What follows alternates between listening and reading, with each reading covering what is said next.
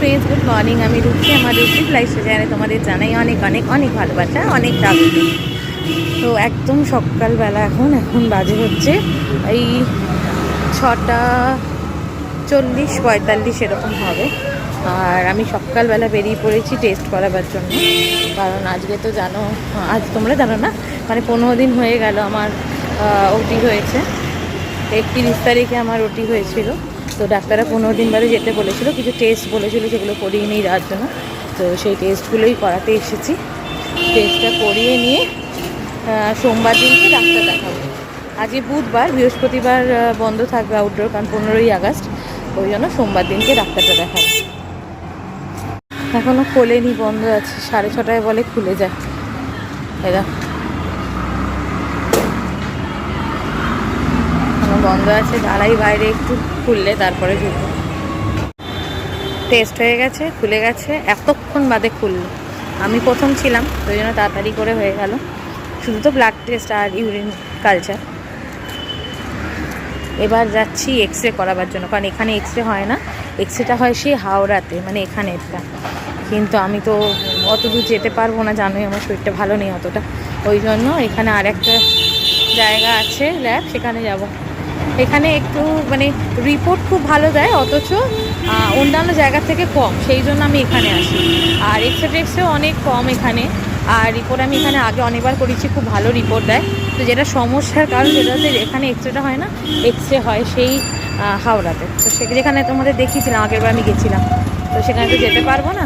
চলো আবার এক্সরে করাতে অন্য জায়গায় যাই। এতে যান দিকে পাস।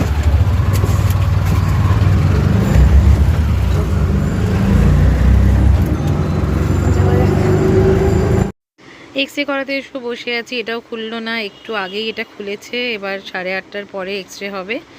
তো চলো আজকের জন্য ভিডিওটা এখানেই শেষ করছি। সবাই লাইক করো, শেয়ার করো, কমেন্ট করে দিও। টাটা, আবার কালকে দেখা হবে।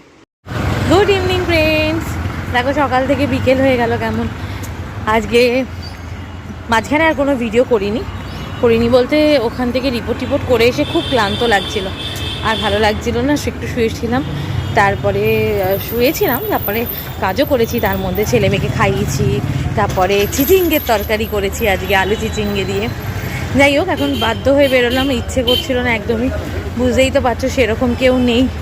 বাবা অসুস্থ, বাবার তো নিউমোনিয়া হয়েছে, বলেছিলাম আমি আগেই। বাবা খুবই অসুস্থ, তো বাবা বেরোতে পারবে না। মা শরীর খারাপ, প্লাস মা তো অফিস গেছে।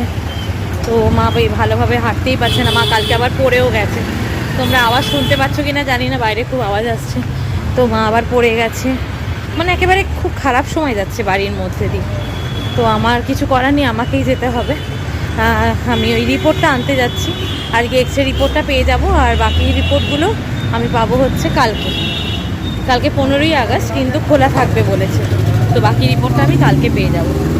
আর একটা যেটা ইম্পর্টেন্ট কথা ছিল, সেটা হচ্ছে আমি আজকে অফিসে কথা বলে নিয়েছি, আজকে আমি আবার অফিস জয়েন করছি।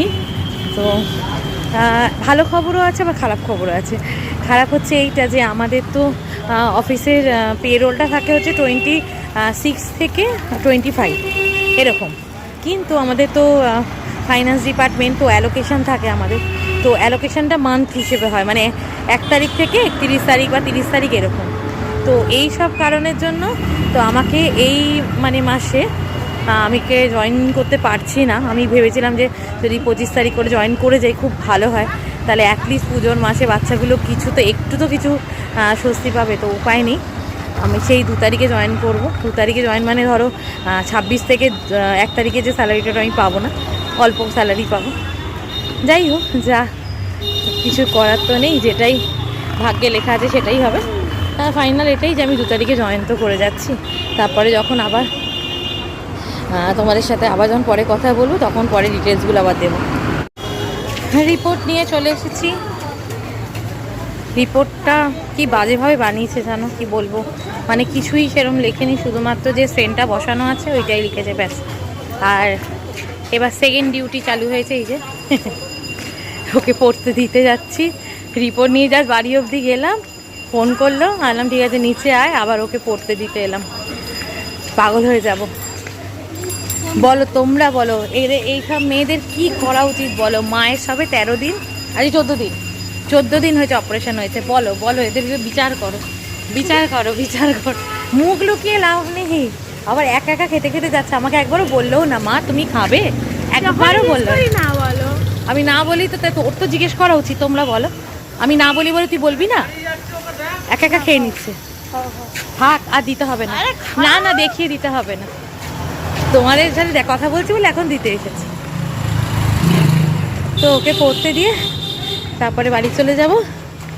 তো আজকে আর ভিডিও করছি না তোমাদের সাথে, আবার কালকে নতুন ভিডিও নিয়ে দেখা হবে। আমার ভিডিওগুলো ভালো লাগলে প্লিজ শেয়ার করে দিও। তিতলি বল, শেয়ার করতে, লাইক করতে, লাইক আর শেয়ার করে দিও, আর ফলো করে দিতে আমার চ্যানেলটা। ফলো করে দিও। টাটা।